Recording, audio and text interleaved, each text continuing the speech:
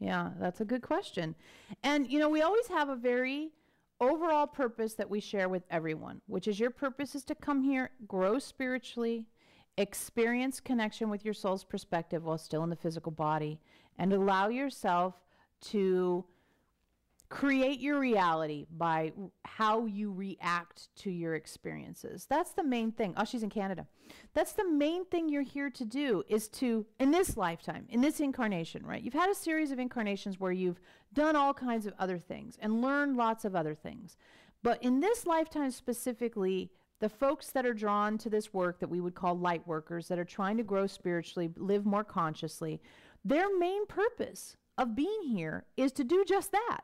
To live consciously, grow spiritually, become, more aware of why they do what they do, and let themselves have the experience of living from that place and following fascination as to what you explore next. A lot of people, maybe, when they were real small, they wanted to be a veterinarian and they just became a veterinarian, And a lot of spiritual seekers come to us with this question saying, I want that thing that all my life I've known I would be, so that I know I'm doing the right thing in this lifetime.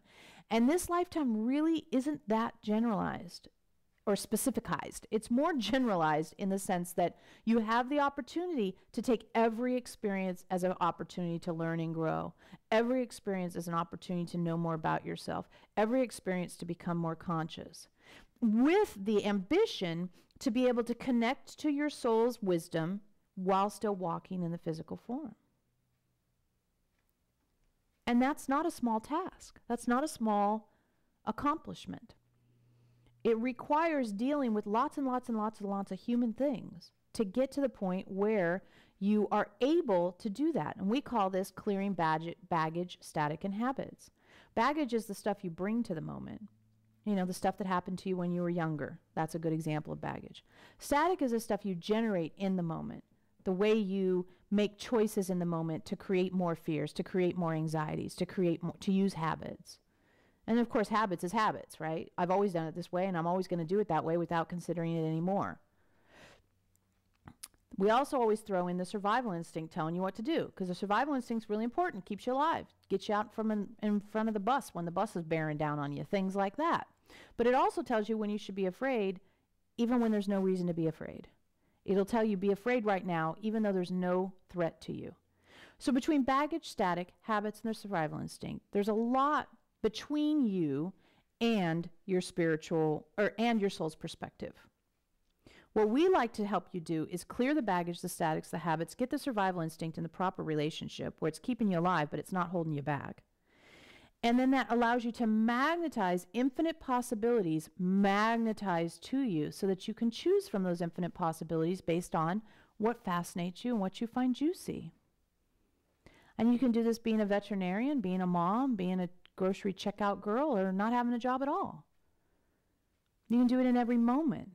And through the choices you make to set aside baggage and static, to not act habitually, to put the survival instinct into a correct relationship with you, that's how you create your reality. Just like Mary created her reality while riding that train by choosing neutral observation instead of fear when it stopped underneath the tunnel. She created her reality in that moment. And you are creating your reality in every moment in the same way. Every reaction you have to every experience you have creates the next moment you'll have. And that gives you the gift of directing your experience. Now, sometimes things happen and you think, well, why the heck did I have to get sick, get hurt, get stuck in the train, whatever you want to call it? The why did I have to is less interesting than the how am I going to react now that it is happening. Because that's the thing you really have power in the moment to experience. So that's really why you're here, is to learn that skill. And then, to when you get to the bliss place, not give up and go back to reacting habitually. All right, that ties into our earlier question. Letting yourself have the experience of knowing yourself clearly in that way. And the less baggage and the less static and the less habit and less survival instinct you have in between you and infinite possibilities is the more likely you have that you'll have room for soul's insight, aha, the ahas to come into your life and interact with you.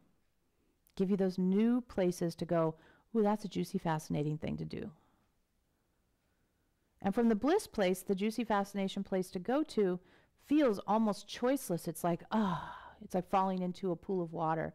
You just, because you don't have a bunch of crap in the way of you just going yes to what comes up.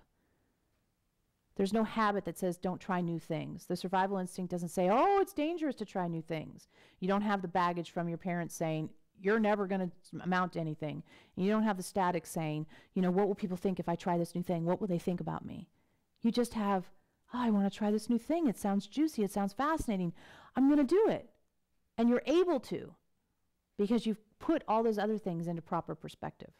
And all the work that we do helps you with just what we've explained. That's our gig right there, is to take your questions, identify the places where baggage, static habits, and the survival instinct are causing you mayhem, and then we get those in the proper perspective, and then people go, whoa.